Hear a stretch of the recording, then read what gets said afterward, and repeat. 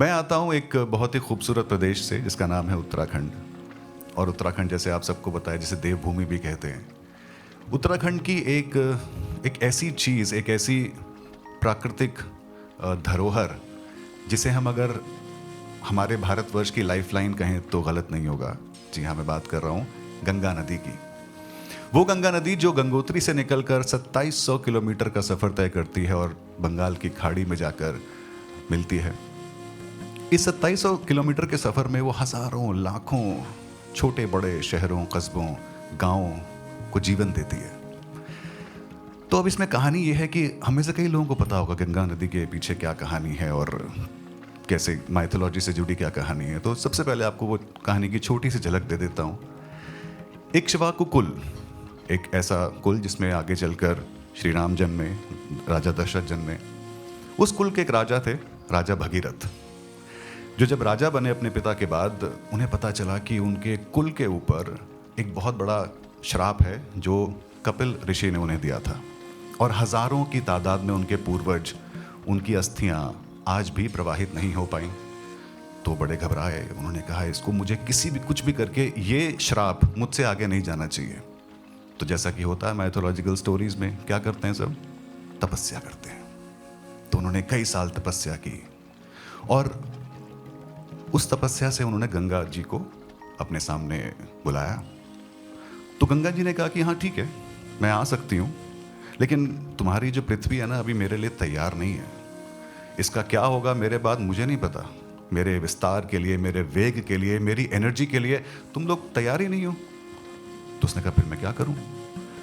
तो गंगा ने उन्हें कहा कि तुम भगवान शिव के पास जाओ, वो कोई उपाय निकालेंगे।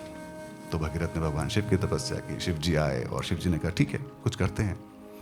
तो शिव जी ने कहा ठीक है, गंगा को बोलो आप आइए और हम कुछ करते हैं। तो उन्होंने, जैसा हम सबको पता है कि उन्होंने अपनी जटाओं में गंगा को धारण किया और एक छोटी सी धारा वहाँ से छोड़ी, जो धारा गंगोत्री से निकलकर, गौमुख ग्लेशियर से निकलकर गंगोत्री से होती हुई जनमानस की तरफ बढ़ने लगी। एक काम करते हैं, इस नदी को ना थोड़ा सा ह्यूमनाइज करते हैं। तो ये जो नदी गंगोत्री से निकल कर आती है उसका नाम वहां से गंगा नहीं पड़ता, वहां से उसे कहते हैं भागीरथी। हाँ जी। तो भागीरथी को नाम देते हैं एक छोटी बहन का। उसे क्या कहें, let's give her a nickname, let's call her भागू। ओके। सो भागू आई गौमुख से निकलकर गंगोत्री से होते हुए छोटे छोटे पहाड़ी रास्तों से एकदम अपनी फुल स्पीड में। आप लोग में से अगर कोई गंगोत्री की तरफ गए हैं ना तो देखा होगा गंगा का विकराल रूप, एक ऐसा रूप जिसे देखकर आप मतलब अच्छा फील करने की जगह आप डर जाओ। तो वो नदी जब तेजी से बहती हुई जनमानस की तरफ बढ़ रही थी, जनमानस मतलब प्लेन्स की तरफ बढ़ रही थी, समतल जमीन की तरफ बढ़ रही थी, तो अभी भी लेकिन उसमें कुछ कसर बाकी थी, कुछ गुस्सा बाकी था और वो अभी भी जनमानस के लिए तैयार नहीं थी। अगर वो उस रूप में पहुंच जाती लोगों तक तो कल्याण तो नहीं कर पाती, शायद विध्वंस ही करती। तो अब कहानी में एंट्री लेती है उनकी बड़ी बहन। उनकी बड़ी बहन भी जाहिर सी बात एक नदी ही होगी। एक और नदी निकलती है बद्रीनाथ से जिसका नाम है अलकनंदा। अब इस पूरे रीजन में ना कई सारे संगम आपको मिलते हैं, कर्णप्रयाग, सोनप्रयाग, रुद्रप्रयाग, जो कई सारे नदियों का संगम है। लेकिन एक बहुत सिग्निफिकेंट प्रयाग वहां पर है जिसे कहते हैं देवप्रयाग। अगर आप लोग में से कुछ लोग देवप्रयाग गए होंगे तो वो शायद रिलेट कर पाएंगे, और नहीं गए होंगे तो गूगल पे उनकी इमेजेस सर्च कीजिएगा देवप्रयाग की। आपको मैं ले चलता हूं देवप्रयाग के उसी संगम पर। आप संगम पे खड़े हैं, इधर से एक नदी आपकी आ रही है, इधर से एक और नदी आ रही है। आपके दाईं तरफ से जो नदी आ रही है वो है छोटी बहन भागू, उछलती कूदती फांदती, हल्के हरे रंग की या फिर कभी कभी भूरे रंग की आवाज करती हुई। और आपके बाईं तरफ से जो नदी आ रही है वो है बड़ी दीदी। उनको क्या नाम दें? उनको नाम देते हैं अलका दी, अलकनंदा। अलका दीदी जब आके देवप्रयाग में उनसे आके मिलती हैं तो कहती है भागू तू क्या कर रही है? दीदी मैं लोगों तक जा रही हूं।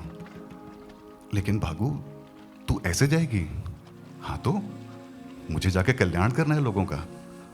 भागू एक सेकंड सुन, थोड़ा आराम से देख, यहाँ से ना और 60-70 किलोमीटर दूर लोग तेरा इंतज़ार कर रहे हैं, लेकिन तू प्लीज़ थोड़ा सा मेरी बात सुन, शांत हो जा। नहीं दीदी, क्या बात कर रहे हो, ये मेरी प्रकृति है, ये मेरा नेचर है, मैं कैसे शांत हो जाऊं, मुझे जल्दी से जल्दी लोगों तक पहुंचना है। तो ये जो कश्मकश चलती है दोनों के बीच, अगर आप रिकॉल करेंगे या फिर इमेजेस सर्च करेंगे, तो संगम पर इन दोनों नदियों के रंग का फर्क काफ़ी दूर तक दिखाई देता है। आपस में मिल नहीं पाती हैं क्योंकि दोनों एक दूसरे को समझा रही हैं। हल्के भूरे रंग की भागीरथी भागू और गहरे हरे रंग की अलकनंदा अलकादी। खैर, दोनों आगे बढ़ती हैं। अब अलकादी को ये चिंता कि अगर भागू इस रूप में पहुंच गई ऋषिकेश तक, जहां से हम मानते हैं कि जनमानस की शुरुआत होती है, तो ये तो ठीक नहीं होगा। तो उन्हें समझाती है कि देख भागू, ये सही बात है कि जो तेरी प्रकृति है उसे छोड़ना सही नहीं है, पर ऐसे जाना लोगों के बीच ये भी सही नहीं है। तो तू थोड़ी देर रुक ना, बातें करते हैं कुछ। भागू का हाथ पकड़ लेती है, उसे बिठाती है अपने पास। तो कई जगह आप अगर नोटिस करेंगे, आप में से कितने लोगों ने वहां पे रिवर राफ्टिंग की है? गुड। तो कई जगह आप नोटिस करेंगे नदी बिल्कुल शांत हो जाती है। जहां पे वो क्या करते हैं, रिवर राफ्टिंग के they ask you to jump in the river, वहां पे आप देखेंगे रिवर एकदम शांत है, just like a nice quiet lake, right. तो वहां बड़ी बहन उसको समझाने की कोशिश करे कि हाँ बिल्कुल बिल्कुल ऐसे ही जाना है तूने, ठीक है। तो भागू समझने की कोशिश करते, लेकिन भागू का अपना नेचर है। भागू कहती नहीं दीदी, मुझे ऐसे नहीं जाना, मुझे जल्दी से जल्दी पहुंचना है। तो भागू हाथ छुड़ाकर आगे भागती है, और जैसे ही वो आगे भागती है, आगे क्या बनते हैं? रैपिड्स। रैपिड्स बनते हैं। फिर से वही रूप, फिर से वही शोर, फिर से वही रंग बदल जाना, फिर से वही आवाज़, फिर से वही एनर्जी। और वहाँ क्या होता है, क्या कहते हैं इंस्ट्रक्टर्स आपको, कि आप छुप जाइए, रैपिड आने वाला है, बी केयरफुल, पकड़ लीजिए अपनी नाव को, क्योंकि ये खतरा है आगे। तो भागू जब जब अपने रूप में आती है ना, वो कहीं ना कहीं लोगों के लिए खतरा बन जाती है। थोड़ा सा आगे बहती हैं दोनों बहनें, वो फिर से उसका हाथ पकड़ लेते कि भागू मेरी बात मान, तू ऐसे नहीं जा सकती। दीदी, आप मुझे मेरे नेचर से अगेंस्ट जाने क्यों कह रहे हो? ठीक है, कोशिश तो कर। हाँ ठीक है, एक बार और कोशिश करती हूँ। फिर से पानी शांत हो जाता है, लेकिन भागू को लगता है कि नहीं नहीं, ये बड़ी हो तो क्या मतलब, सब कुछ आपके हिसाब से करूँ मैं। ठीक है, एक बार फिर से हाथ छोड़ा के भागती है, फिर से बनते हैं क्या? रैपिड्स। ये कश्मकश उस 60-70 किलोमीटर दूर तक चलती रहती है। और जब भागू सामने से लोगों को देखती है, ऋषिकेश के शिवपुरी में पहुंच के, जब लोग उसका इंतजार कर रहे हैं, दोनों तरफ लोग खड़े हैं, और दोनों तरफ लोगों को बताया गया है कि ये नदी आके आपका कल्याण करेगी, और ये नदी पूरे भारत का कल्याण करने वाली है। और भागू अपने मस्त रूप में आ रही है, आ रही है, आ रही है। अलकादी फिर से उसका हाथ पकड़ती हैं और कहती हैं कि भागू, जिस उद्देश्य के लिए तुम यहां आई हो ना, जिन लोगों के लिए तुम यहां आई हो, तुम इस रूप में उनका विनाश करोगी। लेकिन दीदी, वो तो मेरी राह देख रहे हैं, कितने खुश हैं मुझे देखकर। तुम इनके किनारे तोड़ दोगी, तुम इनके घरों को उजाड़ दोगी, तुम इनके खेतों को खराब कर दोगी। प्लीज मेरी बात मानो, इस रूप में उनके पास मत जाओ। तो आप नोटिस करेंगे उस सफर के अंत तक, जब वो नदी ऋषिकेश तक पहुंचती है, तो फिर से उसी गहरे हरे रंग की और शांत हो जाती है।